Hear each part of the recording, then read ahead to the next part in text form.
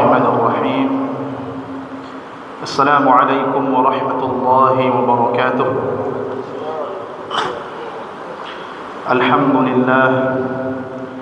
الحمد لله رب العالمين، وبه نستعين على أمور الدنيا والدين، ونصلي ونسلم على نبينا محمد وآله الطيبين الطاهرين وصحابته الغر المحجلين والتابعين لهم بإحسان إلى يوم الدين.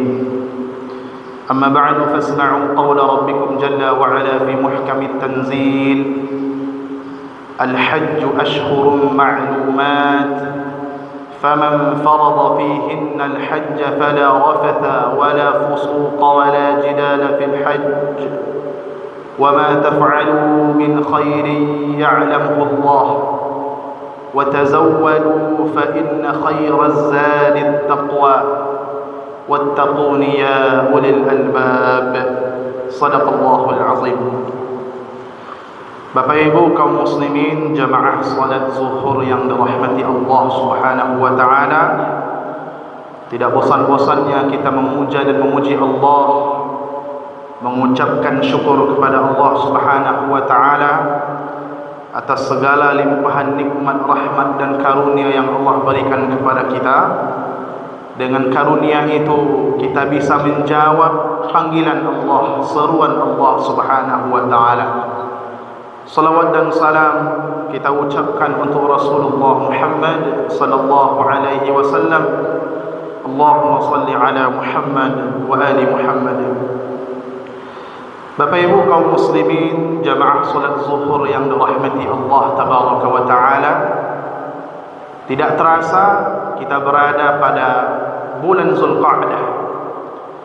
Bulan Zulqa'dah selain posisinya sebagai bulan haram, selain kedudukannya sebagai bulan yang dihormati, bulan Zulqa'dah termasuk salah satu di antara bulan-bulan haji. Allah Subhanahu wa taala berfirman dalam surah Al-Baqarah ayat 197.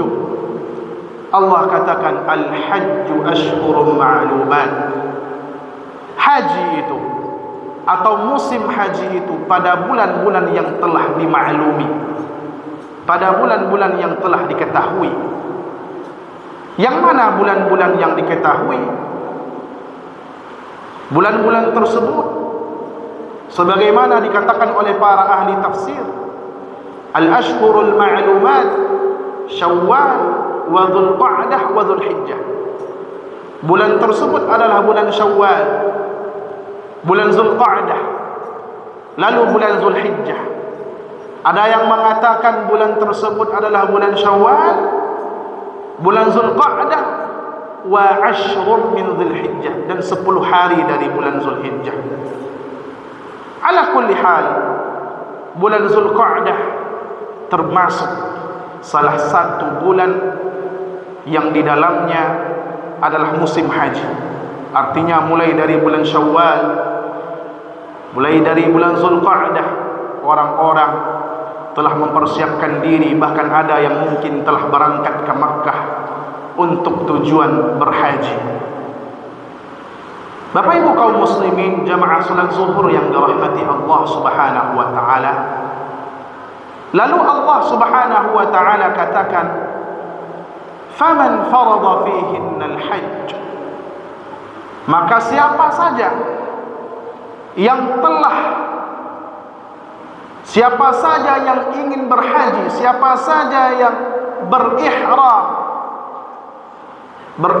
berniat haji pada bulan-bulan tersebut, fala rafatha, jangan sampai melakukan yang namanya rafath, berkata kotor, berkata sesuatu yang menjijikkan, berkata jorok. Wala fusuqa, jangan sampai melakukan kefasikan. Wala jidala fil hajj, jangan sampai ada melakukan perdebatan, debat kusir Al-jidal bermakna al-mumarah atau al-mirah, melakukan debat kusir, pertengkaran, tak boleh. Lalu yang menjadi pertanyaan bagi kita, kalau bagi orang yang berhaji tak boleh berkata kotor, tak boleh melakukan maksiat, kefasikan, tak boleh bertengkar, apakah lantas ketiga perbuatan ini boleh dilakukan oleh orang-orang yang tidak berhaji? Kaum muslimin berkata jorok, berkata kotor ketika sedang haji maupun tidak haji tetaplah terlarang. Berbuat maksiat, berbuat kefasikan, baik ketika anda sedang haji maupun umrah ataupun tidak, tetaplah sebuah maksiat. Bertengkar yang tidak ada faedah di dalamnya sekalipun, baik ketika haji maupun tidak ketika haji, tetap tidak boleh. Akan tetapi hadirin, ketika perilaku-perilaku tersebut dilakukan oleh orang-orang yang melaksanakan haji, oleh orang-orang yang sedang berihram, maka dosanya tentu lebih besar dibandingkan orang-orang yang tidak melakukan haji.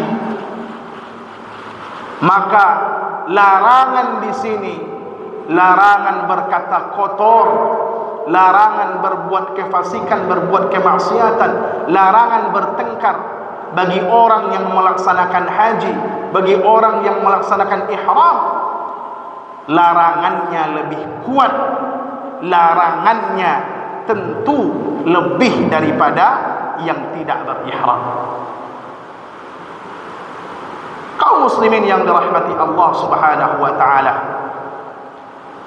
lalu kenapa Allah larang? Di sini dapat kita ambil sebuah pelajaran bahwa tidak mungkin seseorang itu khusyuk dalam beribadah, tidak mungkin seseorang itu fokus dalam beribadah kecuali dengan meninggalkan kemungkaran-kemungkaran, meninggalkan larangan-larangan Allah. Ini contohnya. Tidak mungkin seseorang itu khusyuk dalam pelaksanaan haji, dalam berihram, kecuali dengan meninggalkan perkara-perkara ini. Begitu juga dengan ibadah-ibadah yang lain. Kalau kita ingin khusyuk dalam beribadah, kalau kita ingin merasakan kelezatan dalam beribadah, tinggalkan perkara-perkara yang dilarang oleh Allah. Wa ma taf'alu min khairi ya'lamuhu Allah. Apa yang kamu kerjakan, apapun kebaikan yang kamu lakukan, wa ma taf'alu min khairin, mencakup seluruh kebaikan. Apapun kebaikan yang kamu lakukan, ketika sendirian, ketika bersama orang lain, ketika ramai, ketika sepi, ketika siang ataupun malam, ketika berhaji ataupun tidak berhaji, Allah Subhanahu wa ta'ala tahu akan hal tersebut. Tidak ada sesuatu pun yang luput dari ilmu Allah, tidak ada sesuatu pun yang samar bagi Allah.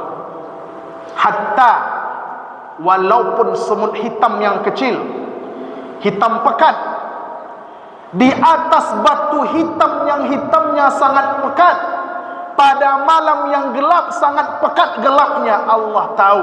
Tidak ada sesuatu pun yang luput dari Allah Subhanahu wa ta'ala. Wa ma taf'alu min khairin ya'lamuhu Allah. Apapun kebaikan yang kamu lakukan, Allah tahu. Lalu Allah katakan hadirin dalam ayat haji ini, wa tazawwadu fa inna khairaz zadit taqwa. Kalau kamu mau berhaji, persiapkan bekal. Kalau kamu mau pergi ke Baitullah, siapkan yang namanya bekal, siapkan zat. Ayat ini hadirin memiliki yang namanya sababun nuzul. Ada sebab turunnya. Apa sebab turunnya? Ada segolongan orang ketika itu, mereka mau berhaji, tetapi mereka tidak mempersiapkan bekal. Mereka mau berangkat ke Makkah, tapi tidak mempersiapkan makanan di jalan, tidak mempersiapkan pakaian. Ketika ditanya, kenapa kalian tidak mempersiapkan bekal? Lalu mereka menjawab, kami mau berhaji ke Baitullah. Kalau kami mau berhaji ke Baitullah, kalau kami melaksanakan perintah Allah, bukankah Allah nanti yang akan memberikan bekal kepada kami? Kami bertawakal kepada Allah, kami menyerahkan segala-galanya kepada Allah. Langsung orang ini Allah tegur, wa tazawwadu, kalau kalian mau berhaji, siapkan yang namanya bekal, siapkan perbekalan. Tidak cukup hanya dengan bermodalkan mengatakan saya bertawakal. Bukan seperti itu bertawakal kepada Allah. Berusaha dahulu baru bertawakal kepada Allah. Kamu siapkan dahulu bekal, baru bertawakal kepada Allah Subhanahu wa taala. Lalu Allah katakan, wa khairaz zadit taqwa. Siapkan juga bekal perjalanan, lalu siapkan juga bekal ketakwaan. Bekal ketakwaan ini adalah sebaik-baik bekal. Perjalanan di dunia butuh yang namanya bekal bekal makanan, butuh yang namanya bekal pakaian, bekal uang. Perjalanan menuju kampung akhirat tidak ada bekal yang lebih baik daripada bekal ketakwaan. Lalu Allah tutup dengan wattaquni ya ulil albab.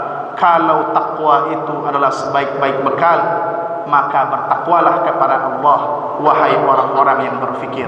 Aqulu qawli hadha wa astaghfirullah li wa lakum fastaghfiruhu innahu kana ghaffara. Nasrun min Allah, fathun qarib. Assalamu alaikum warahmatullahi wabarakatuh.